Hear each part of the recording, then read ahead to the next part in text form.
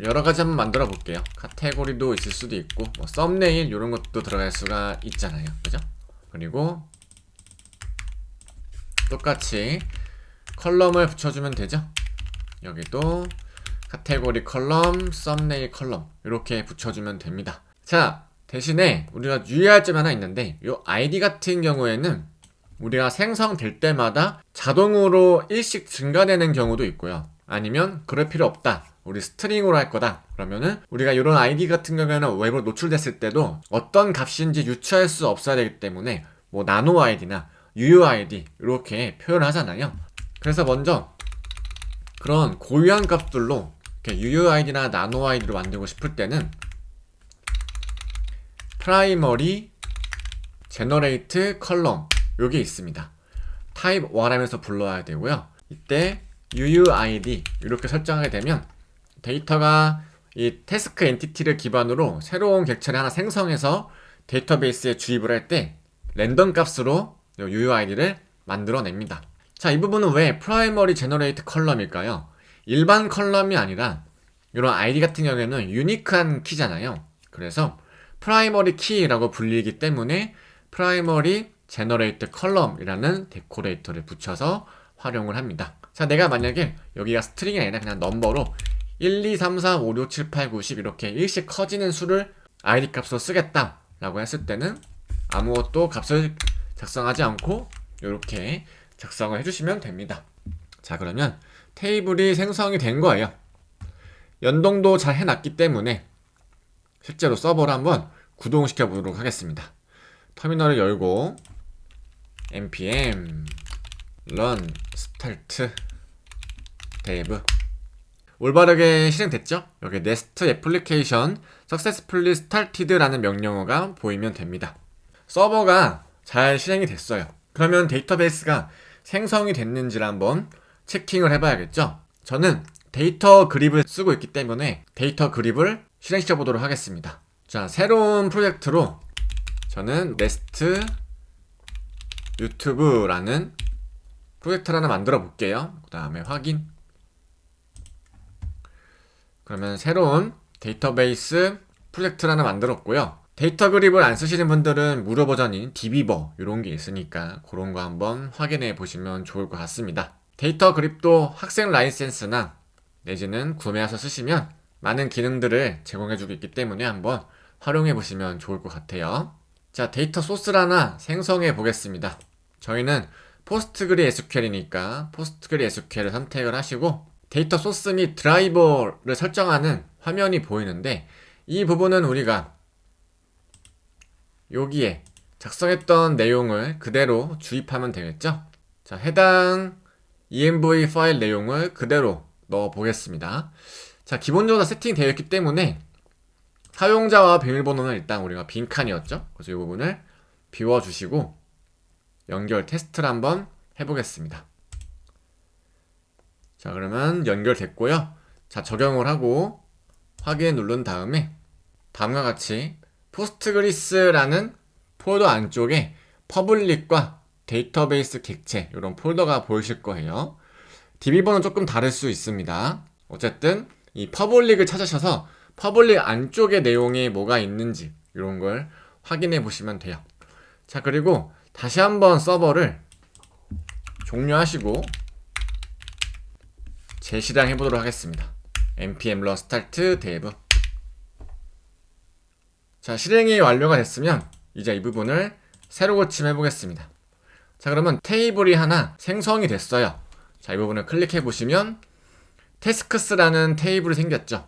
여기를 클릭해 보면 id, 타이틀, 컨텐트, 카테고리, 썸네일이라는 컬럼이 생겼습니다. 자, 이 부분이 뭐예요? 실제로 태스크 엔티티가 생성한 이 컬럼들이 그대로 생성된 걸 확인할 수 있었습니다. 자, 그러면 하나 더 만들어 볼까요?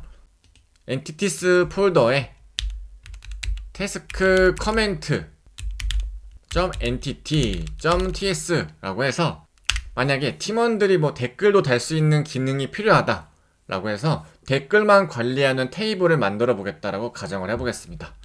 그리고 익스포트 클래스 태스크 커멘트 엔티티 이렇게 하나 만들어 주시고, 여기도 엔티티 데코레이터가 들어가야겠죠? 이름은 태스크 커멘츠가 돼야겠죠? 댓글들이 여러 개가 있으니까요. 그래서 여기도 아이디는 저는 넘버로 그냥 넣어주겠습니다. 프라이머리 제너레이트 컬럼을 불러와 주시고, 댓글이니까 그냥 커멘트 이렇게 스트링으로 넣고 컬럼 데코레이터를 붙여줄게요. 그럼 새로운 테이블도 하나 만들었습니다. 자, 그러면 태스크 커멘트 엔티티라는 녀석도 우리가 태스크 모듈 쪽으로 여기에 주입을 시켜줘야겠죠? 자, 그리고 저장을 했습니다. 새로 고침을 한번 해볼게요. 태스크 커멘츠라는 폴더가 테이블이 바로 생성이 됐습니다. 자, 이렇게 단순히 저장만 했는데도 데이터베이스에 반영이 됐어요. 왜 그런 거죠? app.module.ts 가보면 우리가 type orm for async 쪽에 싱크로나이즈를 개발 환경에서는 true가 되기 때문에 바로바로 반영이 되는 거예요. 그래서 이 값이 만약에 배포 서버에서도 true가 된다고 했을 때는 내가 테스트한 데이터가 만들 필요가 없는 테이블이 이렇게 바로 반영이 되겠죠. 그렇기 때문에 프로덕션 레벨에서는 이 값이 반드시 false가 되어야 한다라는 겁니다. 이 점도 참고해 주시면 좋고요. 테이블을 만드는 게 어렵진 않습니다. 물론 우리가 지금 너무나도 기초적인 내용을 배우고 있기 때문에 실제로 로직을 짜다 보면 복잡한 기능도 많고, 테이블 조인, 그리고 우리가 아직 배우지 않은 가드, 스트레이지, 소셜 로그인, 인증 인허가 내용들이 엄청 많지만 그런 것들은 우리가 네스트.js 심화 과정에서 한번 배워보도록 하고요. 이 기초 과정에서만큼은 네스트.js를 어떻게 잘 활용할 수 있는지에 대한 초석을 다지는 시간이기 때문에 엔티티가 실제 데이터 테이블에 어떻게 반영이 되는지 이런 것들을 한번 중점적으로 보신 다음에 백엔드 과정은 조금 재미를 좀 붙여보시면 좋을 것 같아요.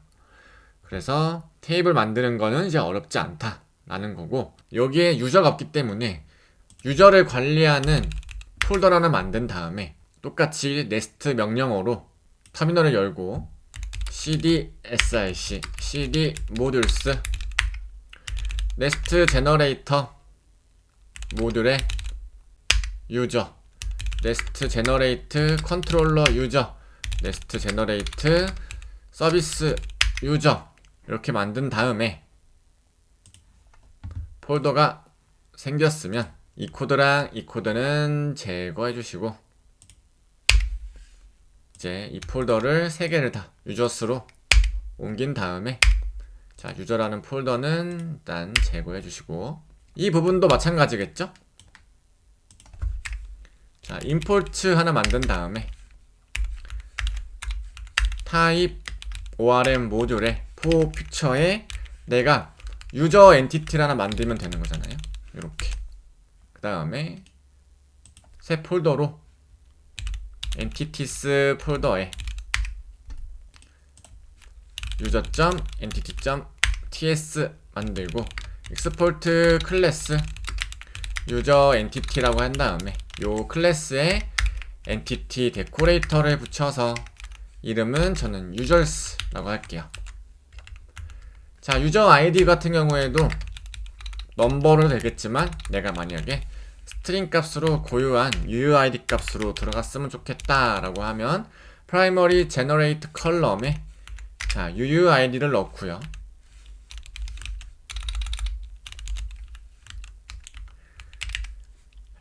뭐 이메일도 필요할 수 있고 패스워드도 필요할 수가 있는 거죠.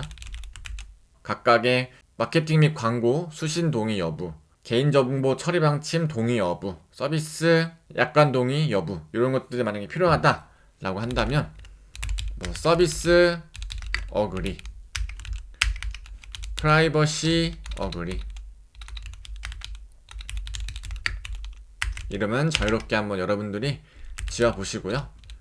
뭐 마케팅 어그리 이런 식으로 약관 동의에 대한 설정 여부를 만들어 주신 다음에 여기에는 각각 컬럼 데코레이터를 붙이면 되겠죠.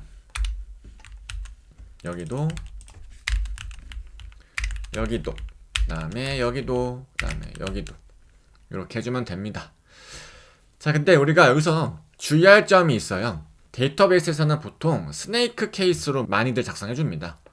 그래서 컬럼에 요 객체 속성에 네임을 서비스 어그리 이렇게 작성해 주시면 요 이름으로 들어가요.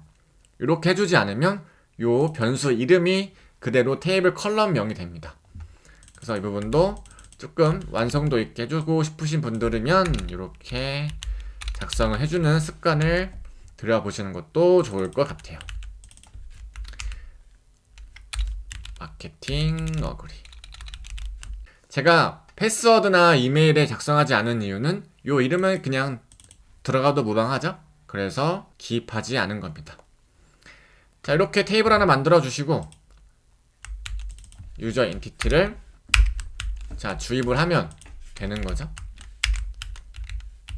그리고 나서 유저 모듈을 m모듈.ts에 똑같이 넣어주면 되는 거죠. 그러면은 완성이 됐습니다. 다시 데이터 그립이나 디비버 같은 데이터베이스 관리하는 툴로 가서 새로 고침을 해보면 유저스라는 데이터베이스 테이블이 생성이 됐고요. 안쪽에 들어가 있는 컬럼 보면 아이디, 이메일, 패스워드, 자 서비스 어그리도 이렇게 언더바로 그대로 들어가 있죠. 프라이버시 어그리도 언더바 들어가 있고 마케팅 어그리도 언더바 처리가 잘 스네이크 방식으로 기입이 잘 되어 있습니다. 컬럼 안쪽에 있는 네임 속성이 그대로 들어갔다는 걸 우리가 알 수가 있습니다. 자, 이렇게 데이터 테이블을 직접 만들어 봤는데요. 우리가 SQL문을 작성하지 않고도 타입 ORM 방식으로 테이블을 쉽게 생성할 수 있었고 코드베이스 기반으로 데이터베이스를 컨트롤할 수 있는 환경을 우리가 만들어 보았습니다. 자, 이렇게 타입 ORM을 활용한 데이터베이스와 연동 작업을 한번 해 보았고요. 다음 시간에는 CRUD 기능을 간단하게 한번 태스크스 테이블에 한번 주입을 해보고 기능 구현을 해보는 연습을 해보도록 하겠습니다.